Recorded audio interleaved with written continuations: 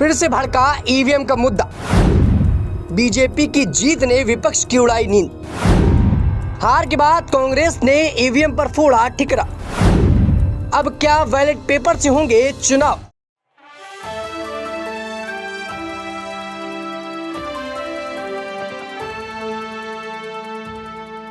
नमस्कार, आप देख रहे हैं नेक्स्ट न्यूज पॉलिटिकल बाइट। मैं हूं आपके साथ आकाश त्रिवेदी। दर्शकों, आप सभी का बहुत बहुत स्वागत है हमारे खास प्रोग्राम चुनावी संग्राम में। दर्शकों, इस मुद्दे पर बात करेंगे हम ईवीएम को लेकर। वो ईवीएम जो लगातार चर्चा का विषय बनी हुई है। जब से ही भारतीय जनता पार्टी यहां पर जीती है, तब से ही ईवीएम का ठिकरा यहां पर फूटना शुरू हो गया है और लगातार विपक्षी नेताओं के बयान आ रहे हैं कि बीजेपी जो जीती है वो ईवीएम की वजह से जीती है। बीजेपी को जो इतनी भारी जीत हुई है वो ईवीएम की वजह से हुई है और बीजेपी यहां पर जीत रही है तो इसकी श्रेय जाता है ईवीएम को। और कहीं ना कहीं यहां पर चुनाव आयोग को लेकर तमाम अटकलें लगने लगी और यहां पर आरोप चुनाव आयोग पर भी लगने लगे। आपको बता दें कि यहां पर बीजेपी जब से ही जीती, और आपको जानकारी के लिए बता दें कि 5 राज्यों पर यहां पर 3 बड़े राज्यों पर बीजेपी जीती, जहां पर कांग्रेस बड़े बड़े दावे ठोक रही थी। मध्य प्रदेश, राजस्थान और छत्तीसगढ़, और इन तीनों ही राज्यों पर बीजेपी ने अपनी बड़ी जीत दर्ज की है।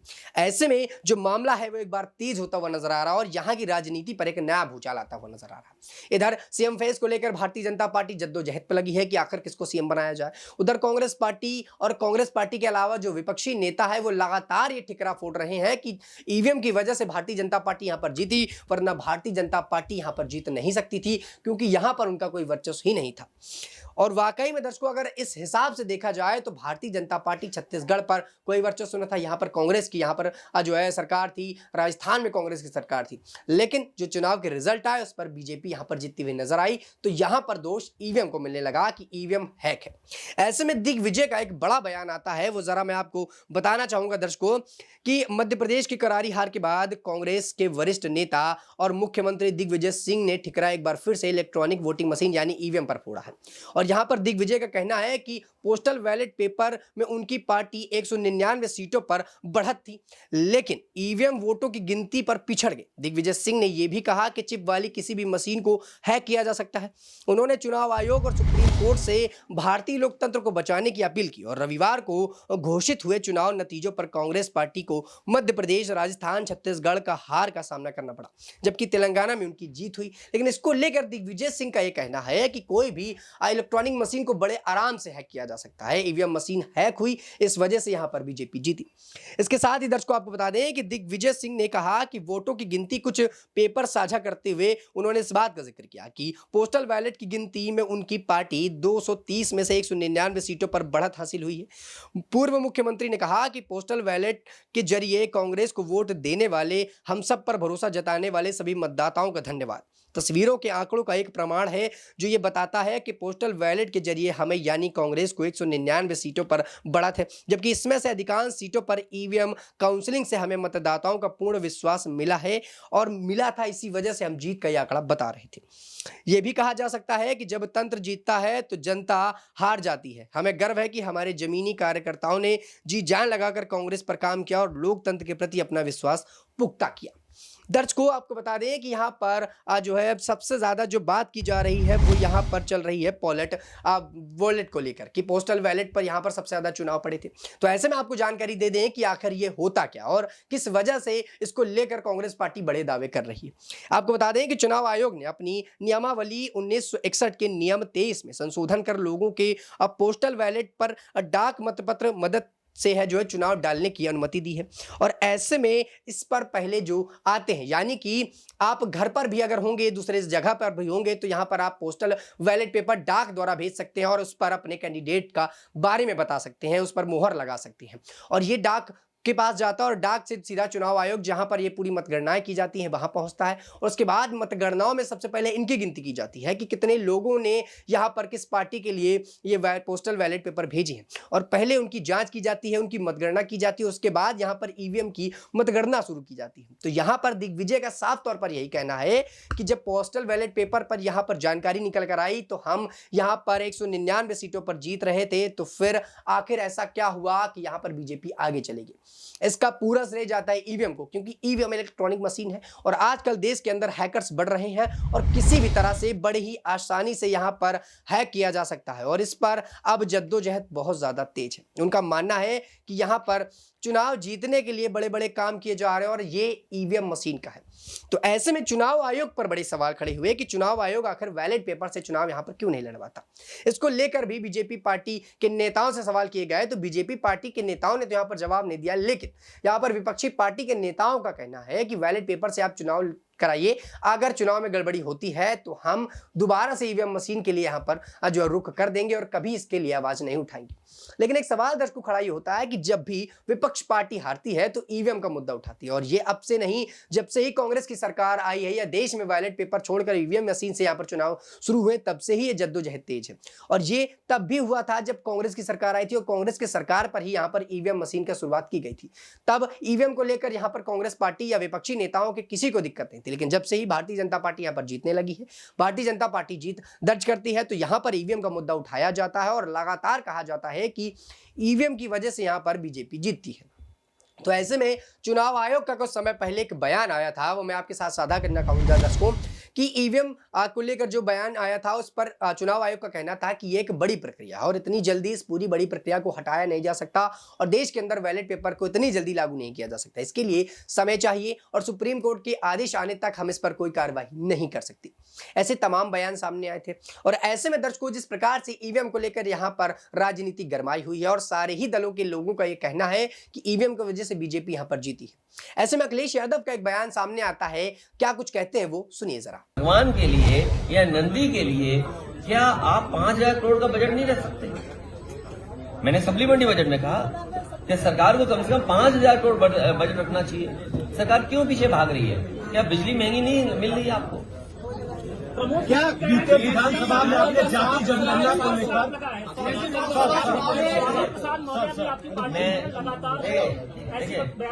मैं बहुत सुलझा हुआ इंसान हूँ। देखिए, बहुत सुलझा हुआ इंसान हूँ। हमें अगर पेड़ भी दिखाई दे जाता है तो मैं पेड़ के पैर छू लेता हूँ। क्या ये सनातन धर्म में नहीं है? बिल्कुल है, लेकिन स्वामी प्रसाद नहीं। अब मैं क्या बोल रहा हूँ? हमसे ज्यादा अगर पेड़ लगाए हो किसी ने तो बता दो। तो हम तो वो लोग हैं। इसलिए सवाल क्या है? सवाल ये है, क्या 1 मीटर नाले में करोड़ों रुपए खर्च नहीं हुए नाला सफाई में? क्या 1 मीटर नाले में करोड़ों रुपए करेंगे?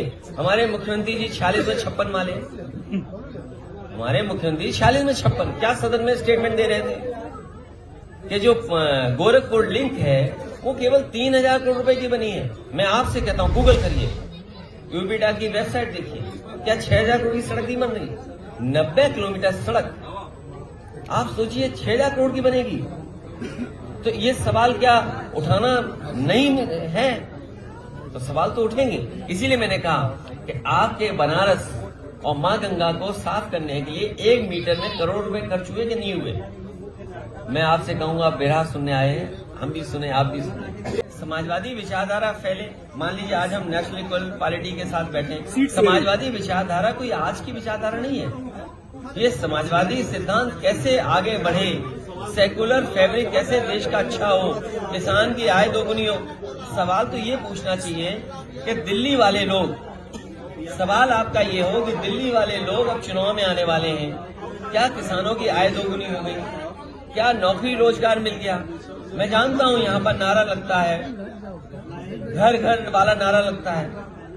यहाँ एक बड़ा लोकप्रिय नारा है, घर घर वाला, लेकिन नारा उसको ये भी तो दिया जा सकता है। और मुझे उम्मीद है इस प्रदेश का नहीं बल्कि देश का नौजवान ये नारा देगा कि घर घर बेरोजगार, कब मिलेगा रोजगार?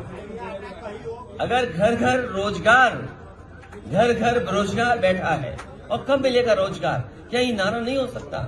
तो मुझे उम्मीद है कि ये जो अभी परिणाम आया है, इसके बाद जो आने वाले चुनाव में नारा लगने जा रहा है वो यही नारा होगा कि घर घर बेरोजगार, मांग रहा है रोजगार। हम लोग निराश नहीं हैं और राजनीति में, लोकतंत्र में इस तरह के परिणाम आते हैं। मान लीजिए जिस लोकसभा के क्षेत्र में मैं बैठा हूं, आप हम सब लोग हैं, 5 लाख वोटों से ये पार्टी जीतती है, भारतीय जनता पार्टी। इसका मतलब ये नहीं है कि सबका साथ, सबका विकास और सबका सम्मान हो रहा हो।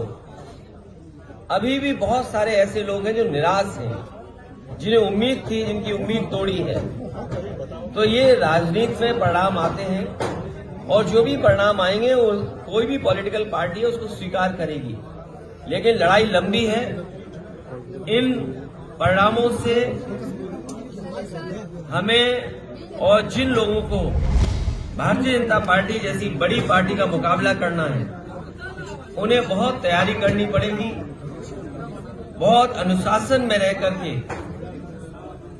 उन चीजों का मुकाबला करना पड़ेगा जिस रणनीति के तहत ये इतना बहुमत पा रहे हैं। इसलिए मुझे उम्मीद है कि आने वाले समय में परिणाम दूसरे होंगे।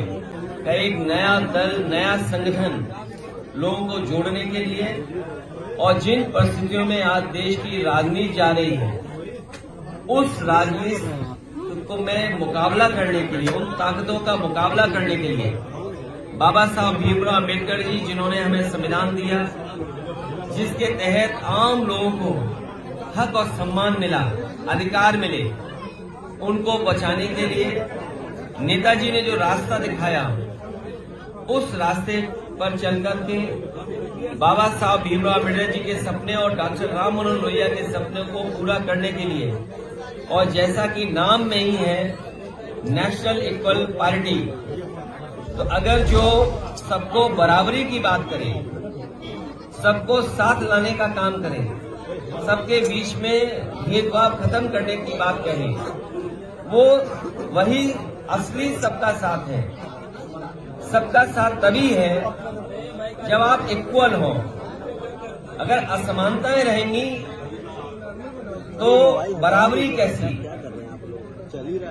सबका साथ, सबका विकास तभी संभव है जब सब में बराबरी हो, और बराबरी के लिए डॉक्टर बाबा साहब भीमराव अम्बेडकर जी, डॉक्टर राम मनोहर लोहिया, नेताजी और तमाम समय समय पे महापुरुष, राजनेता, साधु संत लगातार इसी प्रयास में रहे, जहां राजनीति की धारा में समाजवादियों का और समाजवाद यही है कि प्रॉस्पेरिटी हो, संपन्न हो लोग और बराबरी हो। उस लड़ाई को मजबूत बनाने के लिए नेशनल इक्वल पार्टी के शशि प्रताप सिंह जी को बहुत बहुत बधाई, बहुत बहुत मुबारकबाद। सुना आपने। तो यहाँ पर अखिलेश यादव भी इस बात का आज समर्थन करते हुए नजर आए कि बीजेपी यहाँ पर ईवीएम की वजह से जीती है। भले ही उन्होंने अपने शब्दों पर ईवीएम का जिक्र नहीं किया, लेकिन उनका कहना है कि जो वोट रिजल्ट आया ये चौंकाने वाला था। जिस प्रकार से बीजेपी यहाँ पर जीती वो चौंकाने वाला था, क्योंकि यहाँ पर अगर हम जो एग्जिट पोल की बात करें तो एग्जिट पोल पर भी कहीं ना कहीं बीजेपी इतने आंकड़ों से जीत नहीं रही थी। इस वजह से यहाँ पर अखिलेश का दावा बढ़ा गया, और ऐसे में मायावती भी इससे पीछे नहीं रही। उत्तर प्रदेश की जानी मानी चेहरे और दलित समुदाय की महामहिम कहे जाने वाली बसपा सुप्रीमो यहां पर मायावती भी बोलती नजर आई कि कांग्रेस के जो आंकड़े आए हैं, जिस प्रकार से यहां पर कांग्रेस जो है पीछे हो गई और बीजेपी यहां पर बड़ी लागत के साथ जीती, भारी बहुमत के साथ जीती, ये किसी के गले नहीं उतर रहा। क्योंकि बीजेपी इतनी ज्यादा सीटें कैसे जीत लाई जबकि वो हार रही थी। कई जगहों पर यहां पर जो वादे कांग्रेस की तरफ से किए गए और पोस्टल बैलेट पेपर की तरह से जो जानकारी आई उसके हिसाब से यहां पर बीजेपी हार रही थी, लेकिन इन तीनों ही राज्यों पर यहां पर बीजेपी जीती। तो ऐसे में फिर एक सवाल खड़ा होता है कि आखिर जब 3 राज्यों पर यहां पर बीजेपी जीती तो ईवीएम का मुद्दा खड़ा हुआ। वही तेलंगाना, मिजोरम पर जब यहां पर दूसरे दल के नेता जुड़े, यहां पर बात करें तेलंगाना की, यहां पर कांग्रेस जीती, तब ये मुद्दा क्यों नहीं उठाया गया? मिजोरम पे यहां पर जेड पीएम की जीत हुई तो यहां पर क्यों नहीं बोला गया? तो ये तमाम बातें यहां पर लगातार बताती हैं कि ये एक एजेंडे के रूप में इस्तेमाल किया जा रहा है और कहीं ना कहीं इसको लेकर सियासत तेज की जा रही है ताकि यहां पर कीचड़ उठा ली जाए। लेकिन फिलहाल इसको लेकर चुनाव आयोग के पास जो है बात पहुंच गई और चुनाव आयोग से कहा गया है कि आप इस पर लोकतंत्र को बचाने के लिए यहाँ की जो इस प्रकार की प्रक्रिया है इसको बदला जाए और इस पर काम किया जाए, ताकि चुनाव आयोग इस पर संज्ञान ले सके और आने वाले समय में इस प्रकार की दिक्कतें ना हो और केंद्र के चुनाव पर ये सारी दिक्कतें जो सामने आती ईवीएम को लेकर, जो हैक होने की बातें बताई जाती हैं, ना हो। इसके लिए चुनाव आयोग से यहाँ पर सभी विपक्षी दलों ने अनुरोध किया है और कहा है कि यहाँ पर बैलेट पेपर से चुनाव लगाना शुरू कर दीजिए। और अब दर्शकों को देखना ये होगा कि चुनाव आयोग इस पर क्या संज्ञान लेता है और चुनाव आयोग क्या आप देश के अंदर ईवीएम मशीन को हटाकर दोबारा से जैसा कि पुराने टाइम पर बैलेट पेपर से चुनाव पड़ते थे वो होना शुरू होता है या फिर नहीं। आप अपनी राय क्या रखते हैं नीचे कमेंट बॉक्स में जरूर बताइएगा। आपको क्या लगता है कि देश के अंदर अब बैलेट पेपर से चुनाव होना सही है? क्या देश में जो ईवीएम मशीन से चुनाव हो रहे हैं वो ज्यादा सही है? आप अपनी राय कमेंट बॉक्स में जरूर दीजिएगा। फिलहाल के लिए इतना ही। देश दुनिया की तमाम खबरों से जुड़े रहने के लिए आप देखते रहिए नेक्स्ट 9 न्यूज पॉलिटिकल बाइट।